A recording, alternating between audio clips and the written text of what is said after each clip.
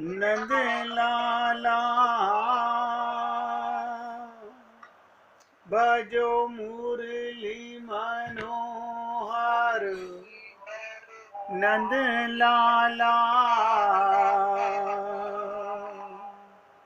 भज गिरिधर गोविंद गोपाला भज गिरिधर गोविंद गोपाला भजो मुरली मनोहर नंद लाला भजो मुरली मनोहर नंद लाला भज गिरिधर गोविंद गोपाला भज गिरिधर गोविंद गोपाला बोलिए वृंदावन बिहारी लाल की जय जय श्री राधे जय जय श्री राधे। सभी भक्तों से निवेदन, बहुत एकाग्रचित्त होकर के सत्संग के प्रत्येक शब्द को हृदयंगम करने का पूरा प्रयत्न कीजिएगा। आपके साथ चर्चा चल रही है, प्रेम रस का सार क्या है। इसको ऐसे भी कह सकते हैं, आपका मनुष्य शरीर में आने का सार क्या है। सीतारामाचार्य जी ने तो कह दिया, इस देह में हरि मिलत है। मीरा ने कह दिया, मेरे तो गिरधर गोपाल दूसरो ना कोई। आप और हम सब लोग अपने हृदय पर हाथ रख के सोचें कि आखिर 84 लाख योनियों में सारी योनियां छोड़कर हम मनुष्य शरीर में आए हैं, इसका कोई विशेष कारण होगा। वही प्रेम रस का सार है। विशेष कारण क्या है? इस देह में हरि मिलत है। देखिए, अब हमें खुशी होती है कि भक्त लोग अपने प्रश्न हमें इन्फॉर्म करते हैं और हम प्रयत्न करते हैं किसी एक व्यक्ति के नहीं, वो प्रश्न सभी के मिले जुले होते हैं। बस इतना अंतर है, किसी का 90%, किसी का 50%, किसी का 20%। एक गोपी ने निवेदन किया कि आप कहते हो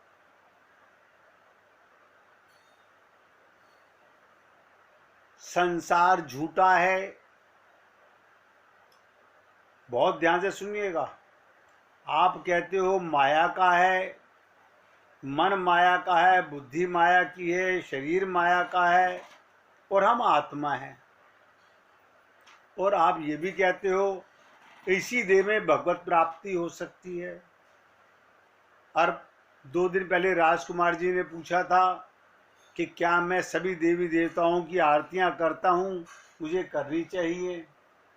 तो उस देवी ने हमसे पूछा कि हमारे घर के अंदर सपोज कीजिए 10 मेंबर रहते हैं।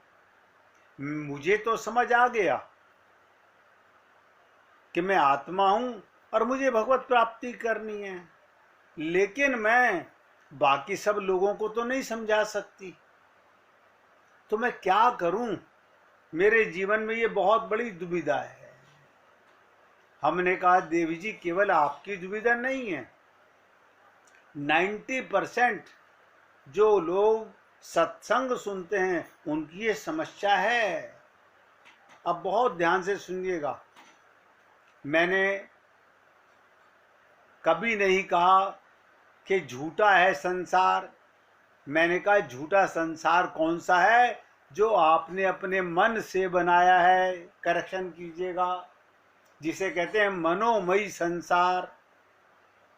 संसार तो भगवान बने हुए हैं, संसार तो भगवान बने हुए हैं, तो संसार झूठा नहीं है, क्योंकि भगवान स्वयं बने हुए हैं। तो झूठा कौन सा संसार है? पहली करेक्शन कि जो हमने अपने मन से, अपनेपन का संसार है, अपनेपन का राग है, अपनेपन का द्वेष है, ये झूठा संसार है। क्यों? ये संसार है ही नहीं, ये केवल माना हुआ है, और यही हमको अनंत जन्मों से दुख दे रहा है, कोई और कारण नहीं है। इसलिए पहली करेक्शन।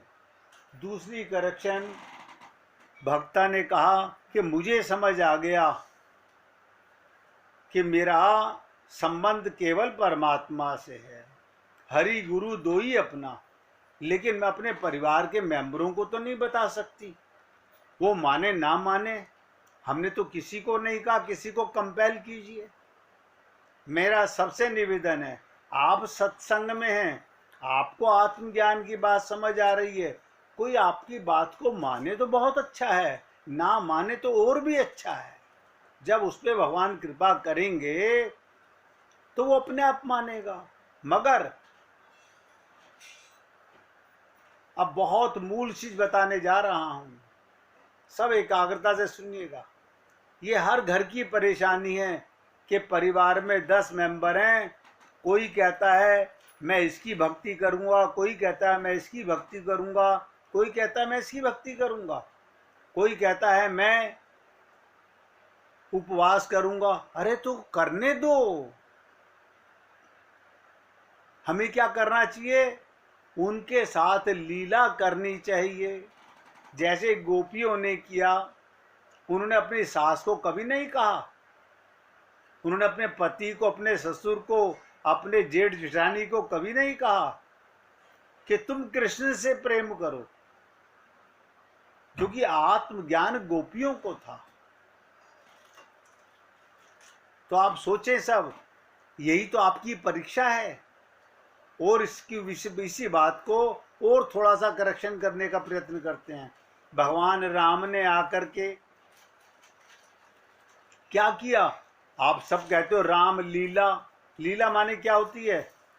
एक्टिंग, एक्टिंग माने क्या होती है? व्यवहार। तो आप भी यही कीजिए। आपने प्रभु राम से सीखा क्या? किसी को नाराज नहीं करना, अपने हृदय में मैं गिरधर की गिरधर मेरे, ये संकल्प अपने हृदय में करना है।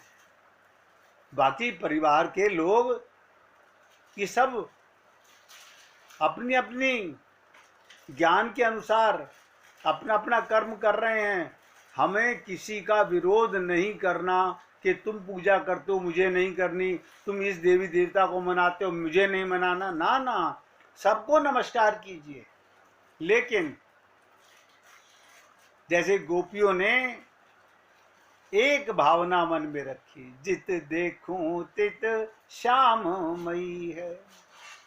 कृष्ण अवतार में देखिए, भगवान श्री कृष्ण ने कब यशोदा को कहा, कब नंद बाबा को कहा कि मैं भगवान हूं, कब उद्धव को कहा कि मैं भगवान हूं। और उन्होंने पूर्ण पुरुषोत्तम परमात्मा गैया चरा रहे हैं, सारे काम कर रहे हैं, सखाओं के साथ मित्रता निभा रहे हैं, लेकिन सबके हृदय के भाव को भगवान नोट करते हैं। इसलिए कभी मन में इस चीज का मलाल मत कीजिए, हमें परिवार को नहीं बदलना है। अरे हम अपने आप को बदल लें ये कम बात है। हम अपना ही, अगर आपको देखकर दूसरा व्यक्ति बदल रहा है अच्छी बात है, लेकिन आप किसी पर जोर जबरदस्ती मत डालिए कि हमने ये सुना है आप भी ऐसा कीजिए। आप सोचिएगा हमको सुनते सुनते कितने दिन हो गए, आत्मा के विषय में, लेकिन अभी भी हम लोग आत्मज्ञान में कितने परिपक्व हैं। अगर आपको आत्मज्ञान है तो फिर लीला हो रही है, फिर एक्टिंग हो रही है, फिर व्यवहार हो रहा है, पति के साथ भी, पत्नी के साथ भी, माँ बाप के साथ भी, परिवार के साथ भी, सबके साथ हंसिए, रहिए। लेकिन जैसे एक विवाहित स्त्री हर जगह घूमती फिरती हुई ये मानती है मेरा पति वो है, ऐसे ही मैं आत्मा हूँ, अब मेरा परमात्मा ही पति है। ये किसी से बताने की आवश्यकता नहीं है। क्यों? आपकी लगन, आपकी सोच भगवान को पता है। हम लोग ये सब बातें उनके आगे कभी ना करें जो ये नहीं मानना चाहते। भगवत चर्चा उसी के सामने करनी चाहिए जो इसका अधिकारी हो।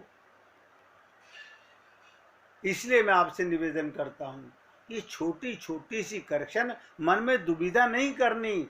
मेरे घर में 6 बेटे हैं, एक गणेश जी की पूजा कर रहा है, एक देवी जी की पूजा कर रहा है, एक श्याम जी की पूजा कर रहा है, एक किसी और देवी देवता की पूजा कर रहा है, एक पीर जी है। तो जाने दो, तुम अपना अपना मन देखो कि तुम्हारा मन उनका अपमान नहीं करना, अपने मन में, क्योंकि आत्मज्ञान तुमको अपना करना है, किसी का विरोध नहीं करना। हम लोगों को यही तो गोपियों से शिक्षा मिलती है। उनके परिवार के, उनकी सास ससुर तो कहते थे ये कन्हैया लफंगा है, ये जार है, चोर है, बेईमान है, इसके पीछे मत जाओ। तो वो अपनी सास को प्रसन्न करने के लिए कन्हैया की बुराई करती थी। क्यों? व्यवहार करती थी। अंदर ही अंदर क्या कहती हैं, अब तुझे याद करने का कोई बहाना तो चाहिए ना, बुराई करके भी हम तुझे ही याद करेंगे। इसलिए मैं आपसे निवेदन करता हूं, अपने मन में कोई भ्रम मत पालिएगा। जाहि विधि राखे राम, ताहि विधि रहियो, सीताराम सीताराम सीताराम कहियो। हमें संसार को नहीं बदलना, स्वयं को बदलना है।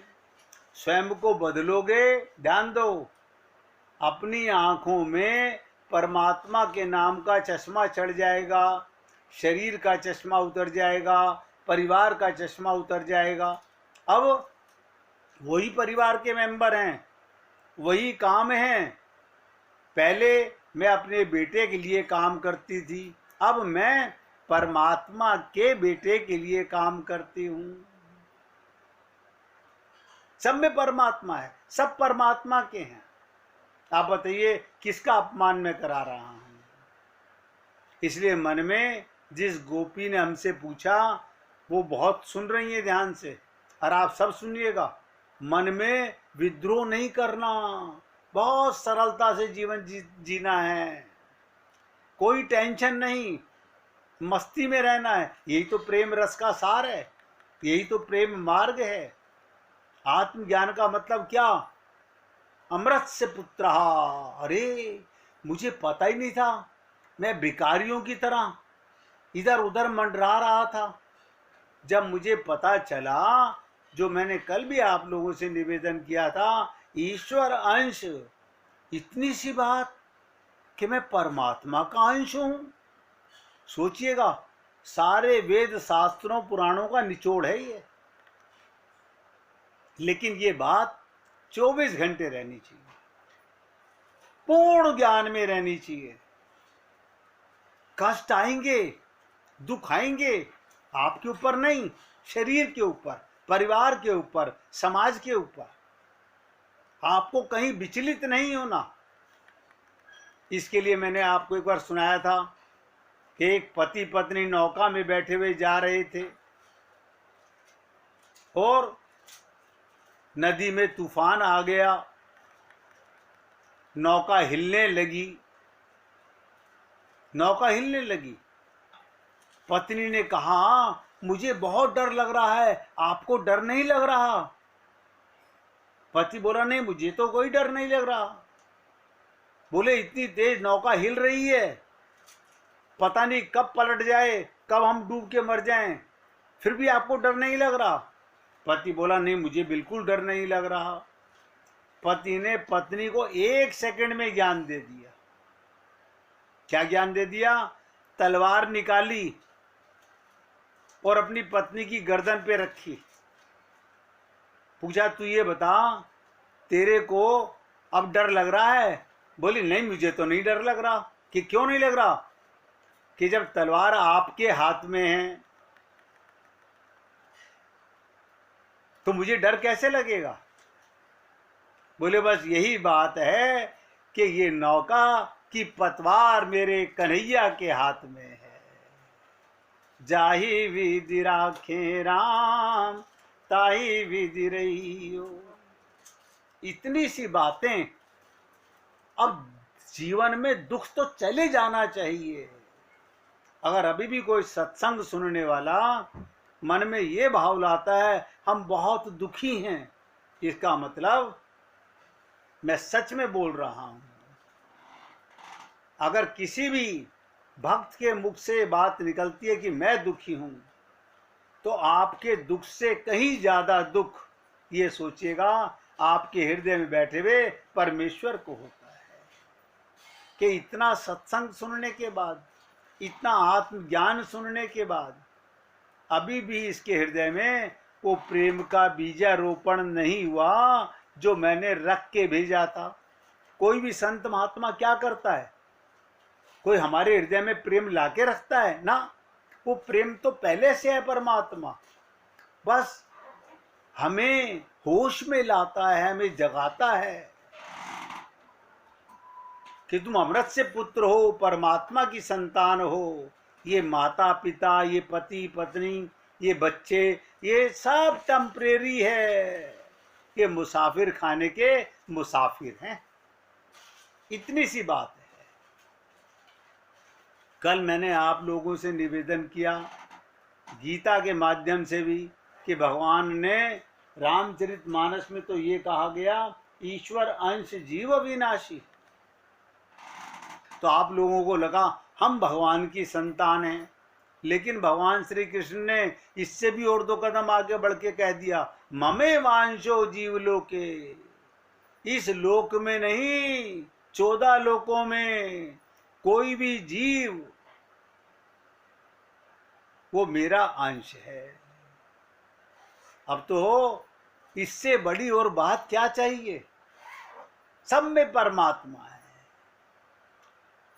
अतएव अपने अंशी के स्वभाव से युक्त होने के कारण अब हमारा स्वभाव कैसा होना चाहिए? स्वयं माने मैं का भाव कैसा होना चाहिए? देखिएगा, आपका हमारा सबका भाव क्या है? इसका स्त्री का भाव है, इसका पुरुष का भाव है। इसका मतलब है आपको अभी तक स्वभाव का पता नहीं चला। बहुत ध्यान से सुने, बहुत गहरा शब्द है ये, और नोट कर लें, स्वभाव। जब स्वयं का ही पता नहीं तो भाव तो गलत हो गई। स्त्री का भाव स्त्रीण होगा, पुरुष का भाव पुरुषेण होगा, लेकिन आत्मा का भाव परमात्मा का होगा। यानी इतना सब जानने के बाद भी अपने अंशी के स्वभाव से युक्त होने के कारण हम किससे जुड़े हुए हैं? अपने अंशी के साथ, परमात्मा के साथ युक्त हैं, युक्त हैं, सदा साथ हैं। स्वभावतः प्रत्येक जीव एकमात्र आनंद ही चाहता है। मैं उम्मीद करता हूं जिन देवी जी ने मुझसे प्रश्न पूछा था उनके मन में बहुत दिनों से शंका चल रही थी कि रोज सुनते हैं, लेकिन परिवार के लोगों को कैसे समझाएं? अरे बाबा, अपने को समझाओ, एक्टिंग करो। सीता जी ने एक्टिंग की, राधा जी ने एक्टिंग की, लक्ष्मी जी ने एक्टिंग की, लेकिन हम नहीं समझ पा रहे। इसलिए कहा गया करोड़ों कल्प प्रयत्न करने पर भी कोई जीव आनंद रूपी लक्ष्य से वंचित नहीं रह सकता। आप ऐसा संसार में कोई जीव कभी नहीं मिला होगा जो दुख चाहता हो। अब एक व्यक्ति ने हमसे कहा हमें मिला, आपकी बात गलत। मैंने कहा बताइए क्या मिला। बोले हमको एक आदमी मिला, वो कह रहा था इससे तो हम मर जाएं। मैंने कहा वो आनंद चाह रहा था, वो शरीर से दुखी है क्योंकि उसे आत्मज्ञान नहीं है, वो शरीर को मारना चाहता है। कारण क्या है? अब कोई व्यक्ति सोच के देखिएगा,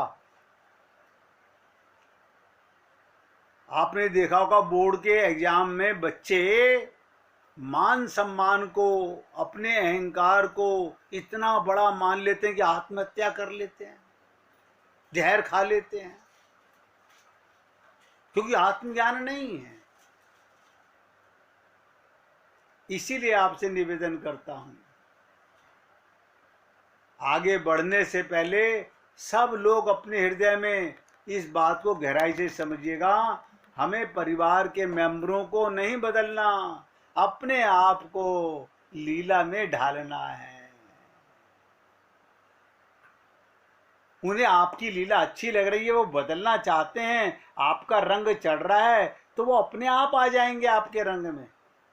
आप किसी को रंगने का प्रयत्न मत कीजिएगा। ये कल मैंने कहा था ना, रही मन खोज ईख में, रही मन खोजे ईख में, जहां रसनी की खान। हमें सब में रस ढूंढना है, हमें गांठ नहीं देखनी। कोई गन्ना बिना गांठ के नहीं बनता, और जहां गांठ तहां रस नहीं। अगर जरा सा भी भेद बुद्धि आई मन में तो वहां रस नहीं है। यही प्रीति में हानि। अगर आपके मन में किसी के प्रति भी दुर्भावना आती है तो आप नीचे गिरने लग जाते हैं।